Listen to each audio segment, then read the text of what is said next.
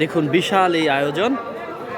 এই হাজীগঞ্জ উপজেলার ঢেররাতে যে ইমাম রব্বানী দরবার শরীফ, সেখানে যে বার্ষিক মাহফিল হয়, সেই মাহফিলে কিন্তু এখানে রান্না করা হয় এবং এই রান্না করা খাবারগুলো প্রায় সবাই টোকেন দিয়ে 100 টাকা টোকেন দিয়ে খেতে হয়। ওই যে ওখানে গরু কাটা হচ্ছে এবং এখানে রান্না করা হচ্ছে। চাচার এখানে দৈনিক কত মানুষের খাবার রান্না করা হয়?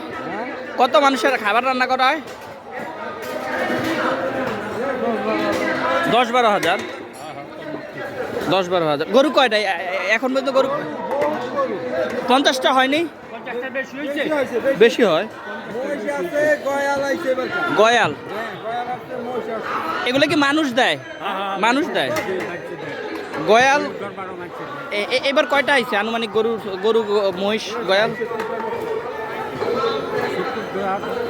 70টা কম হইবে না, বেশি হবে? বেশি হবে।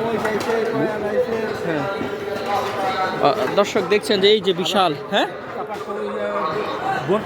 বরকি আছে, গণের ধরে নাই, ওগুলা সহ সব 10-12টা। দর্শক দেখুন এই যে বিশাল,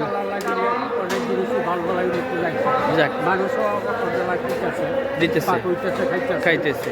দেখুন এই যে বিশাল হান্ডিতে করে খাবার রান্না করা হচ্ছে, ওখানে গরু, আর এখানে দেখুন গরু মাংস রান্না করে রাখা হচ্ছে এবং এই যে এগুলো ভাত, এবং এই যে বিশাল কর্মযজ্ঞ এটি কিন্তু চলছে, অবিরাম চলছে। 70টিরও বেশি গরু মহিষ গয়াল জবাই করা হচ্ছে এবং খাসি ছাগল এগুলো তো আনলিমিটেড, এরকম লাইন দিয়ে এখানে খেতে হয়, 100 টাকা টিকিট।